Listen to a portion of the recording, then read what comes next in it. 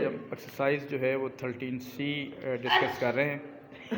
आज बेटा देखिएगा प्लीज़, क्वेश्चन नंबर आपके पास है 9। ये आपके पास दिया हुआ है जी कि given that x upon 3 plus y upon 2 is equal to 1। ये क्वेश्चन दी हुई है आपको, और make y the subject of the formula, और सेकंड पार्ट में है find the gradient of the line, और द थर्ड है the coordinates of the point at which the line cuts the x axis. ये 3 पार्ट्स हैं, और ये question जो है वो एग्ज़ाम रेफरेंस से इंपॉर्टेंट भी है क्योंकि इसमें 3 पार्ट एट ए टाइम वो पूछ रहा है। अच्छा बेटा देखिए, इसमें फर्स्ट पार्ट है कि make y subject to the formula. इसको हम y subject to the formula भी कहते हैं या y in terms of x भी कहते हैं। अगर किसी पेपर में आ जाए तो इसमें क्या करना है बेटा आपने कि y को सब्जेक्ट बनाना है, तो इसका मतलब है कि हम x/3 को उस साइड पर ले जाएंगे, तो ये बन जाएगा y upon 2 is equal to 1 पहले से मौजूद है बेटा, माइनस x/3 हो जाएगा। लेकिन क्योंकि हमने y को सब्जेक्ट बनाना है, तो जिसको सब्जेक्ट बनाना होता है उसको अपने सेपरेट करना होता है। तो 2 ये कि यहाँ पे बेटा डिवाइड हो रहा है, उधर जाके क्या हो जाएगा मल्टीप्लाई। तो ये 2 टाइम्स y माइनस x/3 हो जाएगा। अब अगर इसको यहाँ तक भी छोड़ सकते हैं तकरीबन, या अगर हम इसको इक्वेशन बना दें y इज इक्वल टू 2 से जब मल्टीप्लाई करेंगे इसको भी बेटा और इसको भी, तो ये बन जाएगा 2 माइनस 2x अपॉन 3। तो ये आपके पास आ जाएगा। तो जैसे मैंने ऊपर बोला है, ये y सब्जेक्ट का फॉर्मूला भी लिखा हुआ है, या इस क्वेश्चन को कहते हैं y in terms of x। ठीक है, तो y in terms of x का मतलब होगा जो y को आपने सेपरेट कर देना है। अच्छा, अब इसी में उसने कहा है find the gradient of the line. अब ऊपर जो लाइन आपके पास है, जो गिवन लाइन है, लास्ट हमने क्वेश्चन नंबर 8 कर रहे थे, उसमें भी ये बात आई थी क्वेश्चन नंबर 7 में। गिवन दैट जो आपको लाइन दी हुई है बेटा, वो दी हुई है कि x/3 plus y/2 is equal to 1। अब ग्रेडियंट ऑफ का कॉन्सेप्ट ये है कि जब हमने इक्वेशन से ग्रेडियंट निकालना है, तो हमारे पास इक्वेशन बनती है y is equal to mx plus C, y is equal to mx plus C. हाँ जी, ये स्ट्रेट लाइन का फार्मूला है। तो जो x का कोफिशिएंट होगा वो क्या होगा, उसका ग्रेडियंट होगा। आज सुबह हम एक सवाल कर रहे थे। अब इसमें क्या करें, इसको आप अरेंज कर लें। देखें, अब आपने ऊपर y की वैल्यू निकाली हुई है इधर, देखिएगा। अब मैं अगर वहाँ से लूँ फ्राम, मैं लिख रहा हूँ फ्राम पार्ट 1 में हमने क्या लिखा है बेटा, y is equal to -2/3x plus 2। हाँ जी, बात में आ रही है, क्योंकि हम इसको पहले से अरेंज कर चुके थे। तो अब आप देखें, ये जो x का कोफिशिएंट है वो क्या शो कर रहा है बेटा, -2/3। तो इसका मतलब है जो आपका ग्रेडियंट आ रहा है वो -2/3 आ रहा है। हाँ जी, बात क्लियर होगी। मतलब अगर वो सवाल में जब माइनस को माइनस से मल्टीप्लाई करेंगे तो तब प्लस आएगा। देखिए बेटा, इसकी एक चीज़ है लिखिएगा, अगर फॉर एग्जांपल ये क्वेश्चन दी हुई है और डायरेक्ट वो यहाँ से पूछता है कि you have to find the gradient of the line, तो इसका मतलब है कि आपने इसको अरेंज खुद करना है, क्योंकि यहाँ पे पहला पार्ट दिया हुआ था, हमने उसको यूज़ कर लिया यहाँ पे। अब है जी नेक्स्ट पार्ट है find coordinates of the point which line cut the x axis. अब इसमें कहना ये चाह रहा है कि अगर आप एक बना रहे हैं, ग्राफ बना रहे हैं, ये बेटा एक्स एक्सेस है और ये हमारे पास वाई एक्सेस है। अगर एक लाइन जो है वो एक्स एक्सेस पे कट करेगी तो क्या होगा, उसके कोऑर्डिनेट्स कैसे बनेंगे, वहाँ पे एक्स की वैल्यू तो कुछ होगी, लेकिन वाई वैल्यू क्या होगी बेटा, 0 होगी। तो इसका मतलब ये है कि जो गिवन आपके पास लाइन है वो हमारे पास है जी x/3 और plus y/2 is equal to 1। अब आप क्या पुट करें, put y is equal to 0। y को 0 क्यों पुट कर रहे हैं, क्योंकि जो लाइन x एक्सेस पे होगी वहाँ पे y 0 होगा। ठीक हो गया बेटा। अब क्या करेंगे, यहाँ पे देखिएगा x/3 बेटा, इधर देखिएगा प्लीज़, और y को 0 जब पुट करेंगे तो ज़ाहिर है ये 0/2 भी क्या हो जाएगा, 0 हो जाएगा, इज इक्वल टू 1।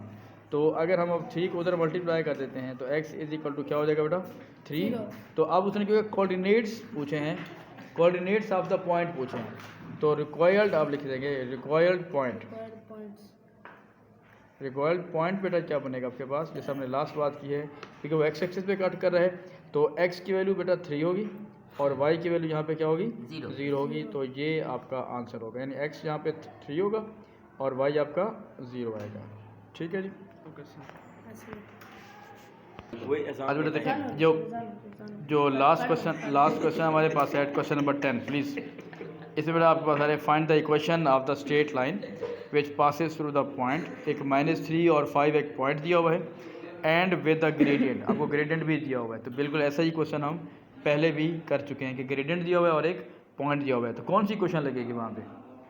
अगर आपको ग्रेडियंट भी गिवन हो और पॉइंट भी गिवन हो तो फिर कौन से पॉइंट कौन सी क्वेश्चन लगेगी? हाँ शाबाश, कौन सा क्वेश्चन कौन सी बन जाएगी? बन जाएगी। हाँ शाबाश। 2 - 5 1/x -x1। नहीं वो तो ग्रेडियंट निकलेगा ना, वो नहीं लगेगी, वो नहीं लगेगी, वो नहीं लगेगी, मैं बता रहा हूँ। क्योंकि वो तो ग्रेडियंट दिया हुआ है ना आपको। आप नहीं समझ आ रही कोई बेटा? हाँ शाबाश। अच्छा बेटा वो कौन सी क्वेश्चन लगेगी? सर स्ट्रेट लाइन की लगेगी है वो है y = mx + c।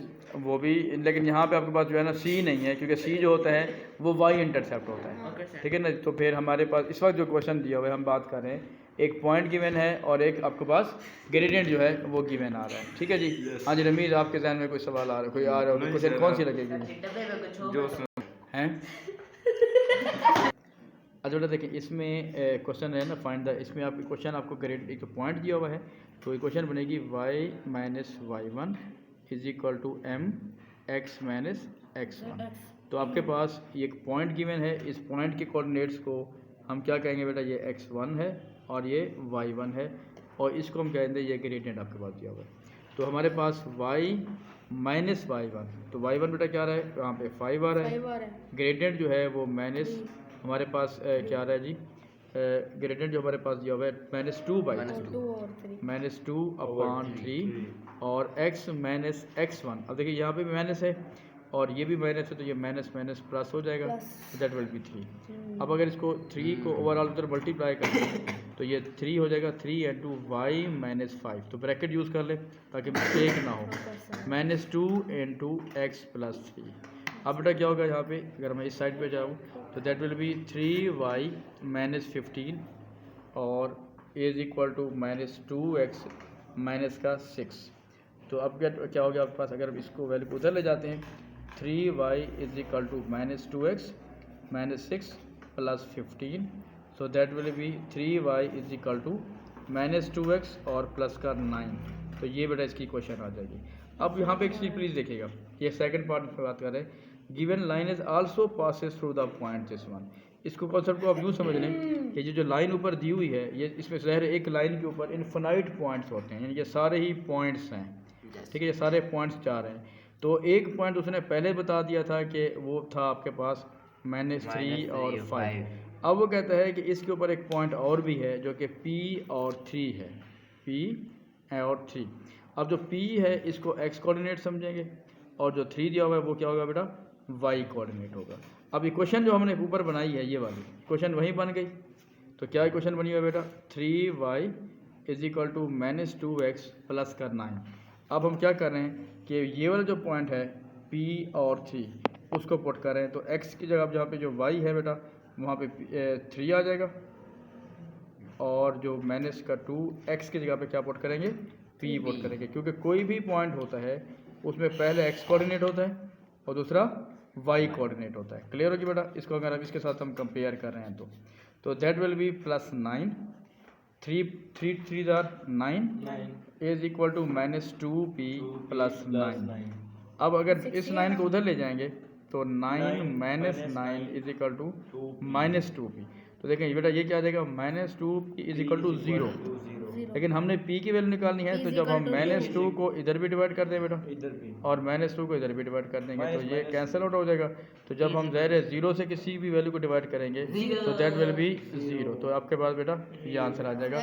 हाँ जी, बात समझ आ गई बेटा सबको? ठीक है, चलें आप भी बेटा ज़रा मेहनत करो, हिम्मत करो और पूरी तवज्जो किया करें, ठीक है ना जी? शाबाश। हाँ जी ये बेटा एक्सरसाइज 6C, ठीक है बेटा जी? चलें जी, थैंक यू। चलें जी इंशाल्लाह आ जाएगी आज।